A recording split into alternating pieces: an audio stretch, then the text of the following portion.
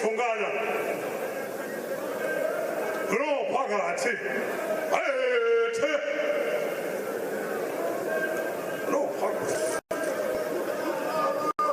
Sabela Solomon bakubisa bakulayisa ngonyani yendlovu Mswathu unyama kulabathu lontu ngani abane mamphalangani wakithi wasembelebeleni 1 2 Lontu ngani abane mamphalangani wakithi wasemambondweni 1 2 Mswathi khawula abantu bemphimbo bokhala abantu ngemnyatheliso Wonke uyathi bona nathi inhloko ethi maduna ngani sethi yakula Ikunga ethamini bese thibuye eyabikelana Ngisho ngoba bekwathi ungathi abonyuka sekazulu Hothele mamphalangani ngolufunga nglabe emungako Imambhalangani befunga bekhulumunye eMaswati Ulaba labe bathi sinesikhethe sanga bomswati bomswati uyablanana Mswathi lona lo thatha ihlaba chabathi faka umgobo Umgobo kwalombondlo lo ngasawungena esikujini yongena emagabeleni esinyathi Ithi nangu ngabe bengamkhomba lapha emakhumeni abonyoko Ngisho ngoba umsakandaba kana kasambise uyanyelela Ingongela kithi nemambhalangani lelitela kalobamba Imambhalangani ngasome emloyini komake emakhosi kaTabekele ethi njiji kuhlabana Mbathathane lo bathathe ngemangisa qhamuka endase emnambithu umlangeni Yibhute emhlophe legege emakhuma lapha esithina sathi Iye yabathathwa nemambhalangani ngemandla wathi kunye nemangumalo Wena phela umuntu nemambhalangani ulambe bohletina nto Umuntu lo lapha nemambhalangani bekahleli nesikasa Ngisho ngoba nekudla bekwekwetha endlini kitabo make emakhosi kathi Nawan bekahambila semathafeni Yinkulunkulu yakithi nemambhala lengamaphiko mathe Njengadlamini lobe kaquba izingo Ulube ngasiquba ngendlunkulu lemnyama ngemaphathaphatha Wena khosi lakithi loluphula ngaso izimbiko Luphula nje nemambhala lapho mhlawumbe idla khona Yoni yabonga ngazala ubheka into nje Ukhulule botho passport ancanza abancanza bathi nemakhumeni abonile Wabuye ngumnyama yesabe kwinqo phakathi ayethe akube kuhle kuhle emhlaba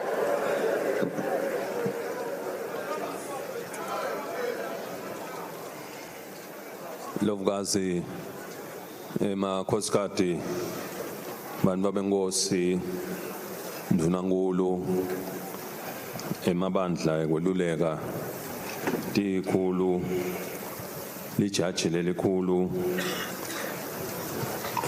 lisekela landvunankulu tindvuna tembuso labamele emave kuleli obukwesigotsi salapha kamanzini timenyo letibalulekile nanonke bekunene lo bokwemasotsha nawo onke emarenki nanonke masotsha sinvusela kakhulu masotsha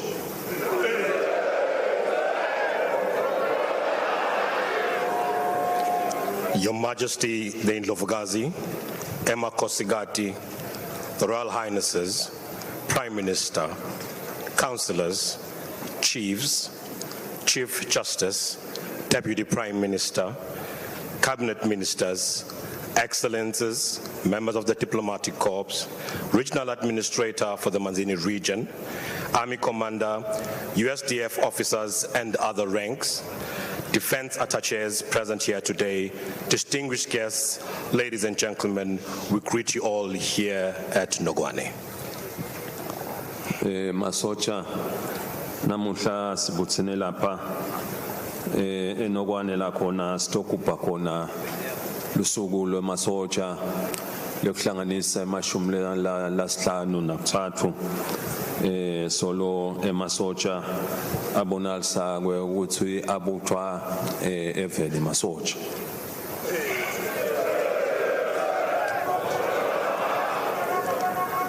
Today we are gathered here to celebrate the 53rd Army Day, to recognize the establishment of the force since they were established. Langeni lelinjena si mukela nonke bekunene eleni khona lapha nalababuya ngaphandle ngakithi nawo ema socha labuya ngaphandle kuleli ku region nalabuya ngesheya kwetilwandle la khona lamkhathiseni wethu uthi nonke nebatali netihlobo nitivelene emukelekile elangeni lelihle bekunene.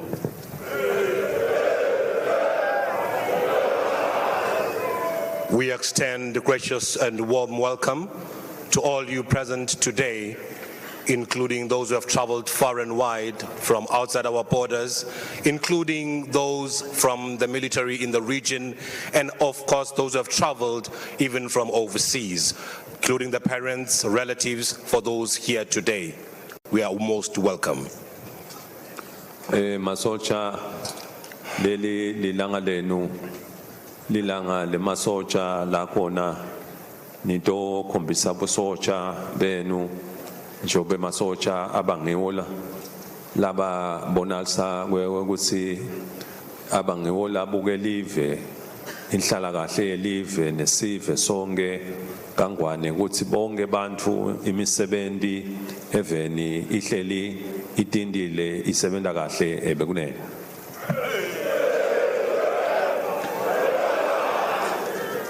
Today being your day, we are here to honor you, to acknowledge the good work that you do as you serve the nation, making sure that you are out there, ensuring that there is peace, there is stability in all areas of our communities, including those in the businesses and in other welfare issues, with you ensuring that this is done in a way that ensures that Eswatini is a peaceful nation growing in more bounds.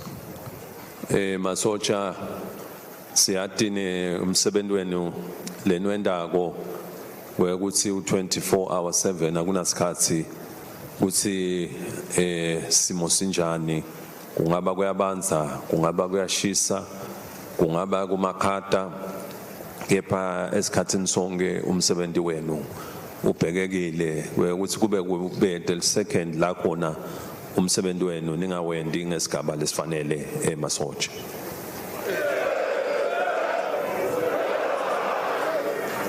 We are very much cognizant of the fact that your work is one that is very demanding, sometimes calling you to work under very enduring, harsh conditions, sometimes in blistering seasons and weather conditions. But at all times you're expected to be present 24/7, ensuring that you execute the mandate that is given to you for the nation. Umsebenzi webusotsha ke siwathi sonke ukuthi naba sebenta emsebenzini welive imisebenzi yabo inebuhle inebulukhuni ngesikhathi sonke, kepha ke emasotsha ayafundziswa ukuthi noma lesimo ngasinjani noma ngasibita simo lesinjani empilweni niyawudinikela ngemandla onke ngalokufanele masotsha.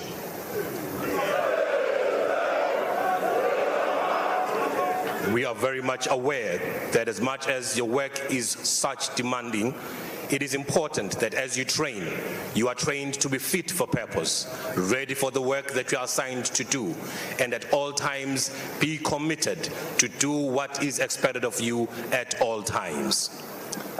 Live lonke masotsha liyajabula ngemsebenzi nangekudimisela kwenu nangekuphakamisa lizinga lebusotsha ngoba la nisebenza khona nini kufuneka iprofessionalism bonalise ukuthi nibeke embili lapho nibonalisa ukuthi nisebenza khona la nisebente khona kube bede imibuto ukuthi ngabeke lapha bese nisebenza kanjani na.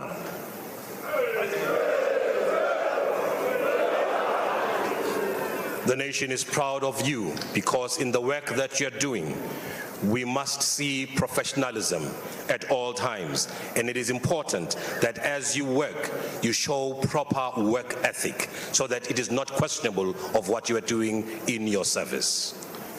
Njengemasotsha sive nasibona nini sifuneka sijabule esikhatheni sonke sitokwadi nekunilayela lokungahle kube umonakalo eveni bawuba nekunibambisa sive nakubonalisa ukuthi emasotsha kubambisana nesive kusetulu kuseqopheleleni lelisetulu kakhulu sive nasibona nini sibone mbabe namake sibone lusito nasisibone nini masotsha.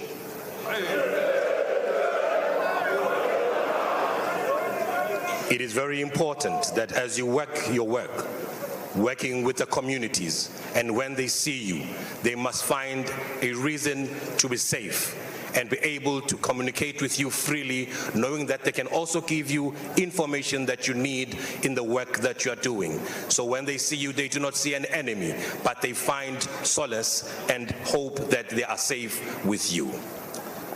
Ngebusotsha nifundziswe tintfo letilikhuni kwenta tintfo letilikhuni leto tintfo leto lenifundziswa tona ukuthi ni defend sive hayi ukuthi nasofundziswe kumbe intfo letsite lebucili bese uyisebenzisa kabi emkhatsisini wesive masotsha.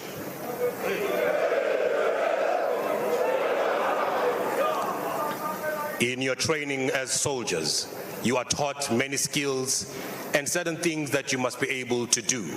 The expectation is that you use the skills to protect the nation and not use your skills and the things that you have learned against them or against anybody else.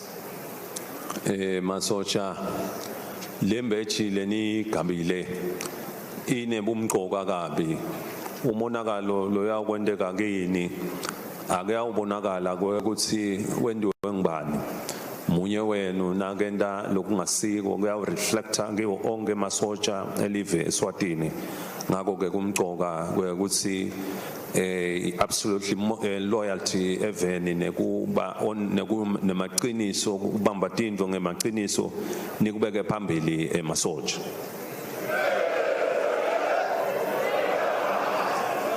The uniform and badge that you wear, you must wear it with humility because it symbolizes the great work and responsibility that is assigned to you.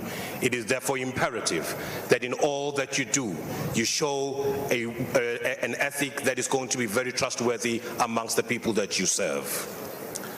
Lo kuthokotisako kutsi live liyajabula ngemsebenzi lenenda ngomasotsha ngoba liyabona ukuthi nisengakasebenzisi busotsha ngebudlapha kepha esikhatsini sonke la ni conductor khona leyo msebenzi leyo ibonakale ukuthi ihambisana nemsebenzi wekuvikela lona live nesive masotsha.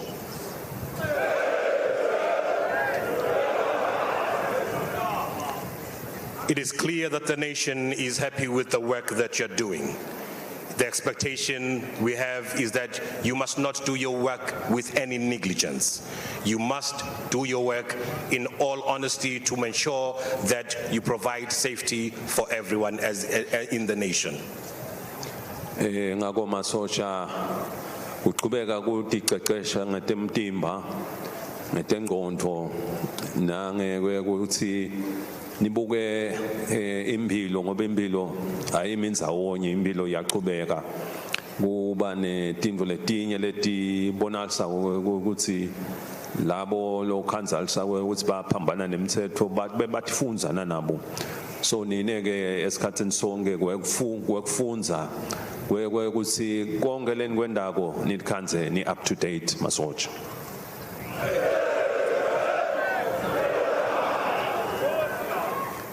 It is important that in all the training that you do, it will cover a well-rounded approach, taking into account your health issues and also education that equips you into other skills. It is therefore important that you remain updated and equipped and relevant at all times. Umsebenzi wenu kwemasotsha kude kuthi awubengathi ngiyenda kona i-excuse kude nekufeyila la nisebenza khona funana kubonakala ukuthi beniyawusebenza kubonakala ukuthi nibuya nemsebenzi losetshenzwe kahle futhi nalo impumelelo masotsha.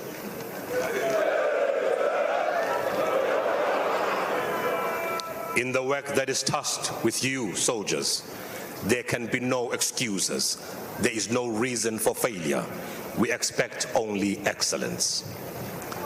Siyajabula ke ngoba ningemasotsha nithi nihenda i-training yenu ngoba nembala impilo yemasotsha ukuthi esikhathini sonke lesinyendi basichithe batrainer imtimba yabo itohlala kahle ingqondo zabo tihlale tikhaliphile tihlale ti-flexible ukuthi noma ngaqhamuka siphi isimo nikhone ukusihandlisha leso simo masotsha.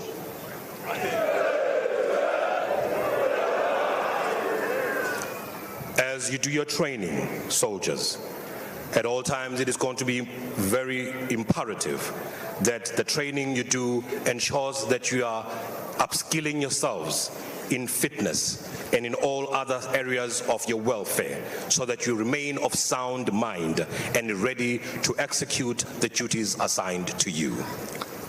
Masotsha kulamalanga busotsha akusasibo ukuthi nawu lisotsha lelive kuphela kulamalanga sekwaba ma organizations dinhlangano njoba kunabo SADC kunabo AU kunabo United Nations lababonalisa ukuthi nesikhathi sonke kuhle kubitwa emasotsha lena emaveni esigabeni sekutheni bayo participate babe ingcenye ma peacekeeping mission ukuthi ke busotsha abusagcini nje kuphela ukuthi senifundza ngebusotsha kuGazalive kepha sekufundwa ngekugadwa iAfrica nemhlaba wonke masotsha.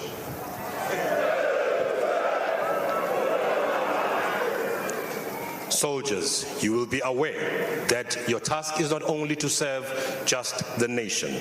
We are now working with other regional blocs and other forums, including the AU and the United Nations. Sometimes you will be called to service and participate in peacekeeping missions. The expectation is that you will rise to the occasion and protect not just Eswatini, but Africa, the region, and the world at large. Masotsha siyesithokoze kuva ukuthi nesikhathi sonke niyelithole nelithuba lekuyo sharisha i-experience nemasotsha ku-SADC ku-AU nasemhlabeni wonkana ukuthi kushiyela naligwayi kuyinto lemqoka ngoba nandawo hamba nibe kuma operations nikube kanye kumqoka ukuthi natane ukuthi nanisebenta ndawusebenta kanjani.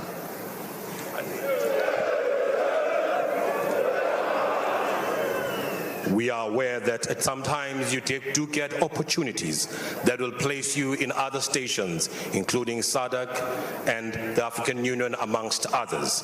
It is therefore important that as you do these exchanges in these programs, you are able to get more knowledge and experiences to use in the work and in the line of duty as soldiers. Masotsha si yatike ukuthi nangu iyaqhubeka bo cyber security se kwa advance atinvo bu dlwangdlwange akusasibo nje lokukhanzela sakwe ukuthi lese bu physical sokukhanzela sakwe ukuthi sekumo artificial lokusho ukuthi ke nanani nifanele nithi equip nge-training nangemfundo letawukhona ukuthi counteract leso simo leso lesingabonalisa ukuthi nakungena bo cyber security bonalise ukuthi nani nivele nisesigabeni lentawukhona kuhlangabetana naleso simo masotsha.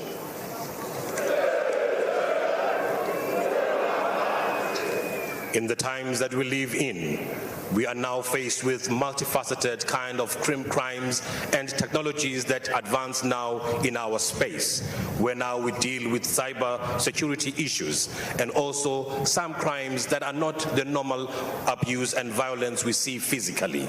It is therefore important that you equip yourselves through training to ensure that you are able to counteract all these new challenges faced in these days.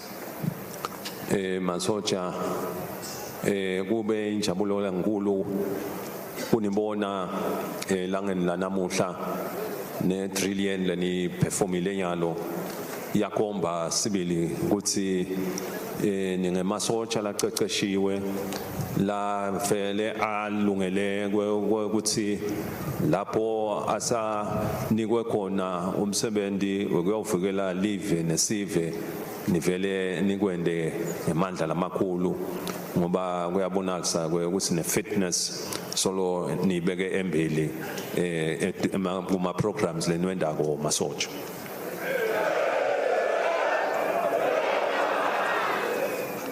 We have been pleased to see your meticulous, tactical and exceptional drills today.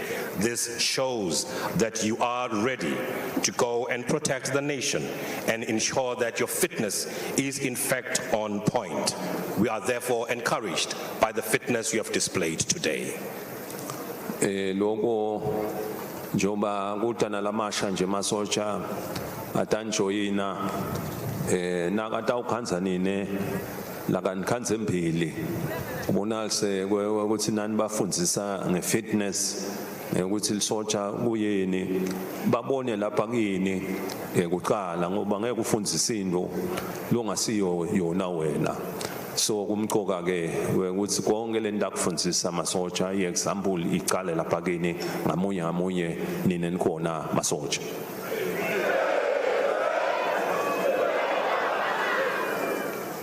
As we'll be expecting new recruits to join you, we expect that you will be able to teach them, show them the level of fitness that is expected, and this they will see in you, and that we understand that you cannot teach what you are not. So they must see the fitness in you, and they'll be able to learn from you as they come to join you.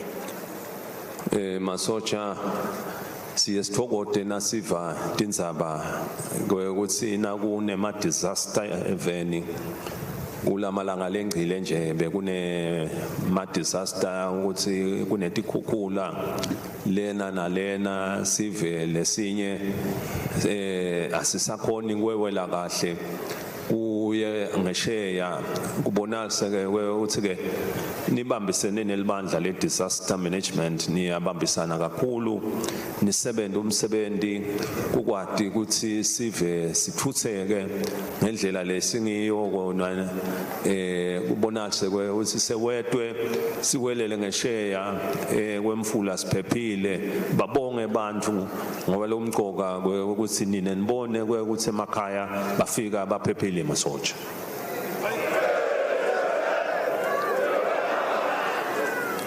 In the recent times, we've experienced certain disasters where we experienced some overflooding in some areas and some disasters that occurred in different areas of the kingdom. However, we commend the collaboration you have executed in that you've been able to work with the National Disaster Management Agency in ensuring that you are quick in your response and ensuring that the nation or the people who need help are able to be helped and are able to get home safe as they would expect.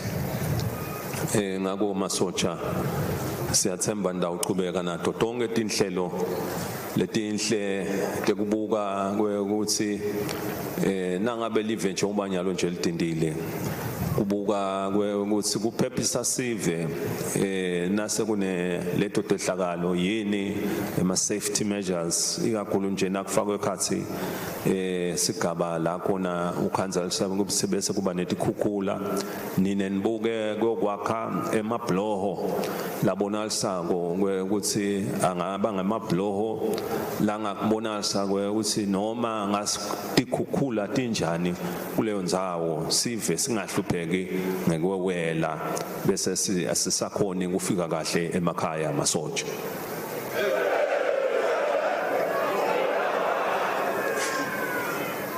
We expect you to continue being innovative in ensuring that you find new ways of finding good and sustainable measures of fighting the disasters that we face, particularly with the floods that we see occurring nowadays.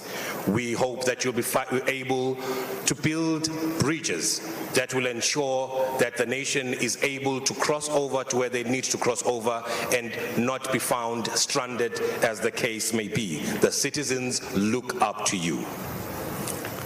Masocha kuye kuthokozise kuva imibiko lemihle ukuthi niyenakhe imitholampilo njengoba vele impilo yelisotsha ifuneka ihlale isesigabeni lesingiso kube bede icompromise ukuthi aliphili kahle lisotsha lingaphili kahle kungonakala lokunyenti lisotsha lifuneka lihlale liphilile baye bangibikele ke nesive ukuthi imitholampilo leniyakhile lapha emasocheni emabarracks ngekuhlukahlukana nesive siyafika nanaso noma bangasiwe masocha kepha bangene bathole kusitakala nesive ukuthi ke nanenta imisebenzi lenjengalena lemihle live libone ukuthi emasocha akasiko titha kepha emasocha abantu lakabasupportako esikhatheni sonke emasocha.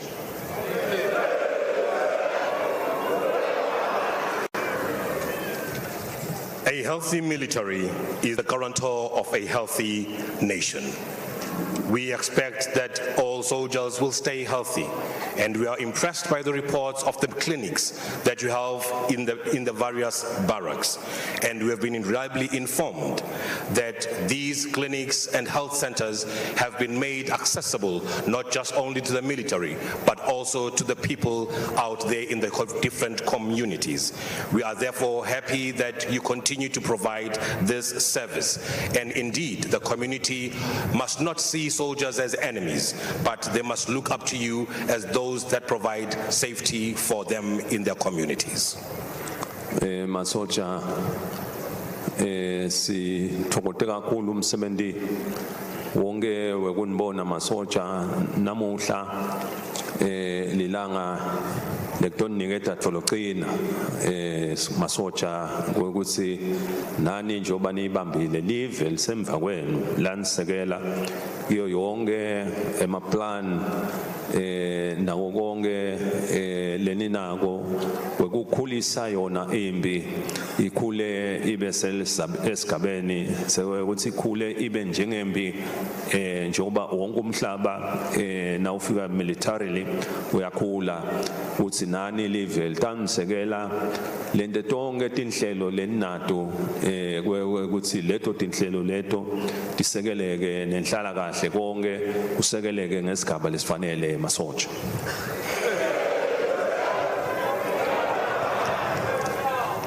Soldiers, this being your day, we are here to assure you and give you the guarantee that the nation stands firmly behind you. We are here to support you in all your endeavors and programs as a Masocha. Today, we therefore want to say to you, we are going to support you in whatever programs that you may have to ensure that as a military, you grow in leaps and bounds, to ensure that the programs you have are going to be prosperous, including your own welfare where you are stationed. Masocha sibonga nako konke netethulo lentethulile elangeni lanamuhla nayonke ma drills nakufisa ukuthi lilanga lemasocha liqhubeke libe lihle kakhulu masocha.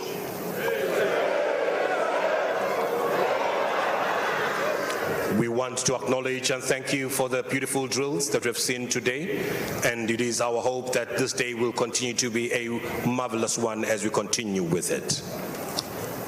Masocha bangibikele labanibukile lapha emasocheni esigabeni sekutheni njobe masocha lamanye ayakhula lamanye afikelwa isigaba sekuthi awumdali so babise enzaweni lapho khona wonke ayawugcine afike khona bese kusala kufika katikhala ke masocha letibonisa ukuthi tifanele tigcwaliswe leto tikhala masotsha.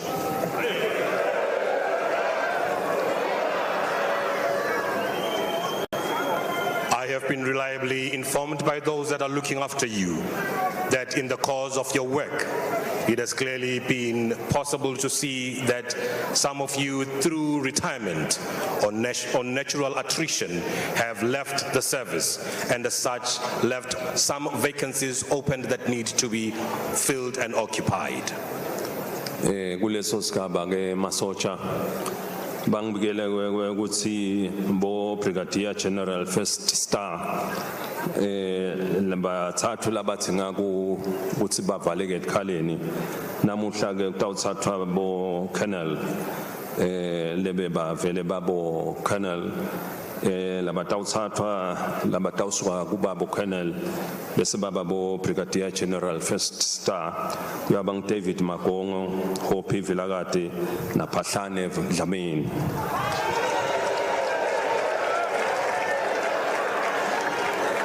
I have been informed in this regard that we have some colonel that need to be promoted to certain positions of Brigadier General in the First Star, and these are the following: David Makongo, Hopi Vilagati, and Phahlane Dlamini to the position of Brigadier General from Colonel.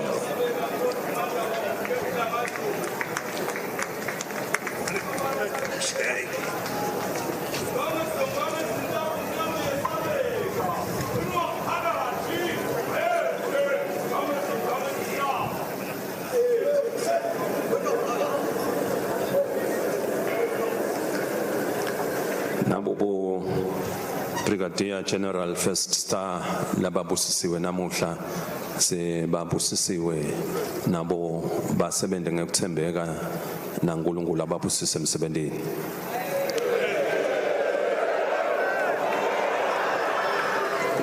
These are the Brigadier Generals First Star who have now been introduced and blessed. We wish them well in their service, that they execute them with all honesty. Labanye ke masotsha labangibikele bona kube bo Major General kusho ukuthi labatawu busiswa ke ngilabasuka shothi bo Major General laba First Star to Second Star kusho ukuthi bo tawuthathwa bo Brigadier General labatawu bese baya thathwa ke baba bo Major General kusho ukuthi labo ke kutaba ngisotsha Dlamini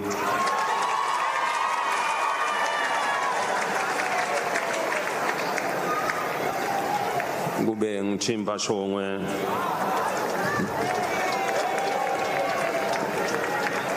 kube nguThabo Luhlanga.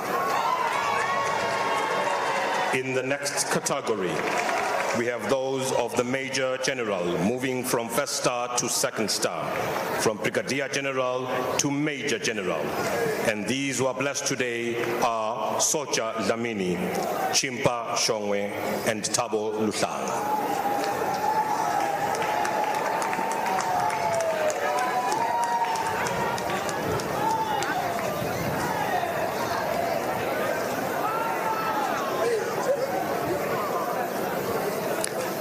Se babusisiwe lababo Major General ku Second Star sifisa ukuthi basebenze kahle ngekuthembeka uNkulunkulu ababusisi.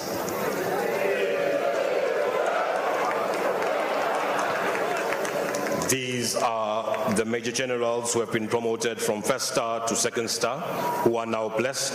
We wish them well. May God bless them in their duties to work faithfully. Bekugcina masotsha la batawubusiswa kutaba bo Lieutenant General kusuka Second Star baye ku 3 Star labo ke masotsha batawuthathwa beba bo Major General lapho basuka khona kutaba nguNcanawe naLasco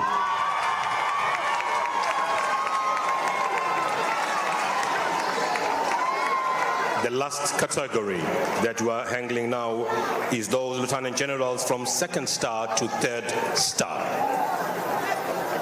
Shothi Nqanawe Dlamini na Lusushwana Lasco. These are moving from Major General to Lieutenant General, and these are Nqanawe Dlamini and Lusushwana Colin Lasco. Se babusisiwe Nqanawe na Lasco ku Lieutenant General ku 3 star ukuthi baqhubeke basebenze ngekuthembeka uNkulunkulu ababusisi.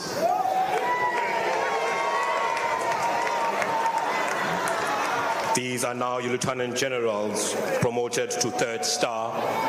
Who are now blessed, and we wish them well as they execute their duties to work faithfully and with honesty. May God bless them. Masocha bekungaba mnandi ukuqhubeka ngimemedela kepha ke konke kuyawuba nemalanga la tawuphinze nawo njalo futhi abe khona konke sigede sakuqedza ilanga linye uthi neminyaka elotako solo nawo ukhona kuyawuphinze kubukwe nakuleso sikhathi Masocha.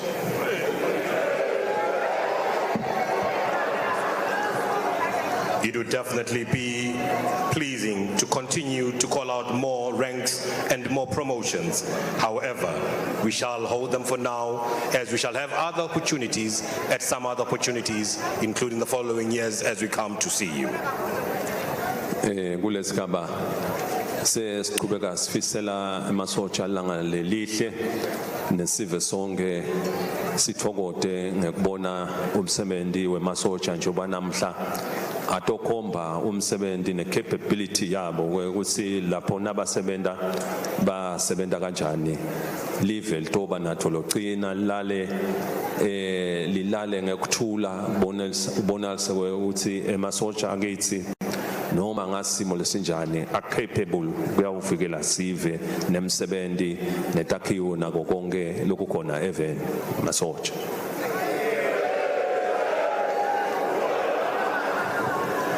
We wish now to see the proceedings of the day going ahead in a peaceful and blessed way. As we're going to see the work that you're going to be displaying today, you are going to be showcasing the capabilities and skills that you have. And we are assured that in what you're going to be doing, you will be giving the nation the guarantee and the assurance that you have the required and requisite skills to do the work that is expected of you in protecting the nation, infrastructure, and the welfare of the people. Siyabonga uNkulunkulu asibusise sonke bekunene. I thank you. May the God Almighty bless us all. Bayithi wena waphakathi. Sikuthusa sakithi siyadlala samaphokela mswaso umnyama kwabathula. Imambala ngibavile bahitela phela shaka bathi ungagodola nengabe unaphana ngihana emakhumi nabonini. Waphatha inyonta semampodweni tahla tathi mathetha ngasawusule ngisho nemlomo. Ufihle emehlo akho phela shaka phase emathunta etintsaba. Uyimbube uyabalekela ohle matho lesinyathi. Ethe wena waphakathi. Ube kuhle mbube emhlaba.